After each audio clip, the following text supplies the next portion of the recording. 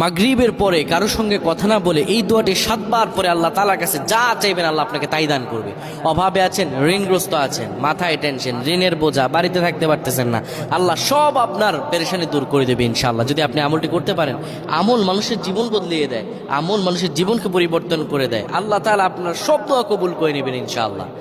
মাগরিব নামাজের পরে কিবলামুখী হয়ে থাকবেন, কারো সঙ্গে কথা বলবেন না, কারো সঙ্গে কথা না বলে কিবলামুখী হয়ে আপনি পড়বেন আল্লাহুম্মা আজরিনা মিনান নার, আল্লাহুম্মা আজরিনা মিনান নার, আল্লাহুম্মা আজরিনা মিনান নার।